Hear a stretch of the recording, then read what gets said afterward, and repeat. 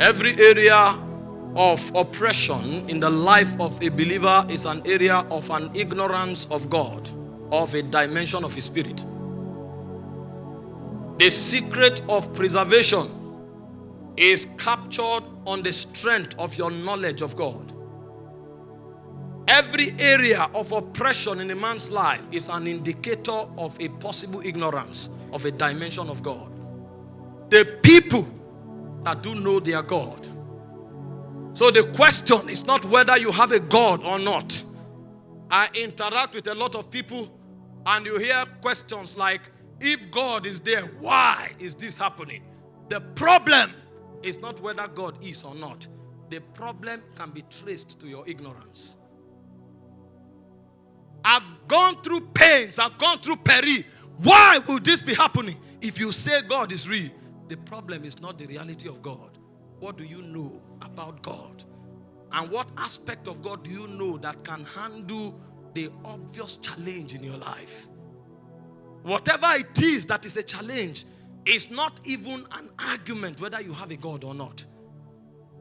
All have a God, but the ones that are strong and will do exploit are the ones that do know their God. Many have been deceived by the devil and ran the way of folly, and they call themselves atheists, arguing that there is no God because of challenges in their lives that they could not surmount. The problem is not with God.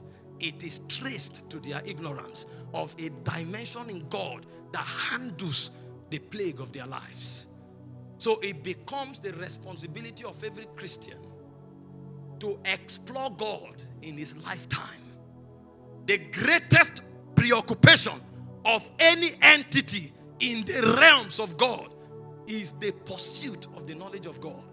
So Jesus comes in John 17 verse 3 and he summarizes life. He said, this is life eternal, that they may know him.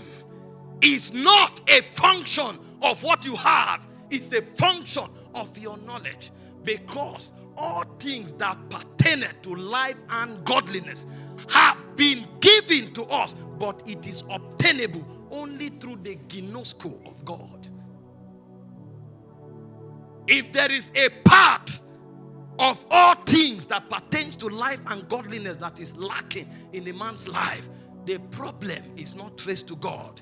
It's traced to what he knows about God.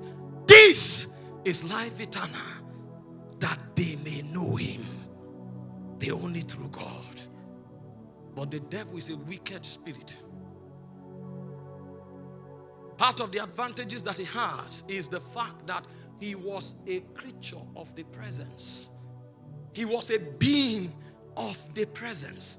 So he understands how to rob a generation of what they have in God. Because he understands the mysteries, the precepts, the patterns, and the principles of God. He is a creature of the presence. He said, where wert thou when I laid the foundations of the earth? When the sons of the morning sang for joy, they watched God carried out some feats of creation. So they understand some of the secret codes that are locked into this world. So when the devil wants to rob a generation of their inheritance, what he advertises to them are pathways that leads to ignorance. The challenge and the plague of the believer is the mountains of ignorance in his life. The moment you know a dimension of God that handles the problem you have, your problem becomes the past. And the reason we preach and keep preaching is to open up the portals of God so that men can know him and commune with his spirit.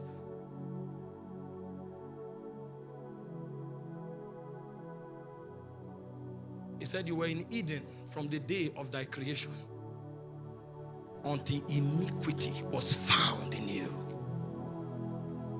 Until iniquity was found in you. He said, out of the multitude of thy merchandise, you corrupted thyself. So he knows what to do to be darkened. There is a multitude of a merchandise that brings about darkness of the soul. and it comes to educate generations upon generation the way of darkness. And we embrace it, and we are separated from the commonwealth of Israel. So in Ephesians 4:18, he said we are alienated from the life of God through the ignorance that is in our hearts, because we have been darkened. Even when the gospel is brought to them, he said, if our gospel be hid, it is hid to them who are lost, whom the God of this world have blinded. What area of your heart is blinded? It is an area that the devil will exploit and exploit again. Resolutions don't bring men to advantage.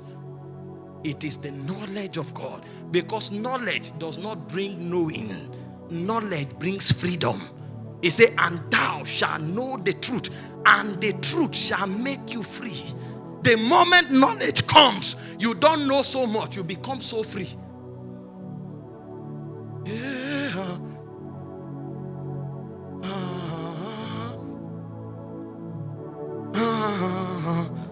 You know, our generation is losing out something. We think we know, so we come to talk. The sign that you know is not what you say. The sign that you know is the testimony of how much you have become like God. Because knowledge brings liberty. The man that knows so much, that is not the knowledge of God, his head is lofty. But the man that has the knowledge of God is so free. So free that he can walk through darkness, and it's as if darkness does not exist. The psalmist said, you lead me in the path of righteousness for your name's sake.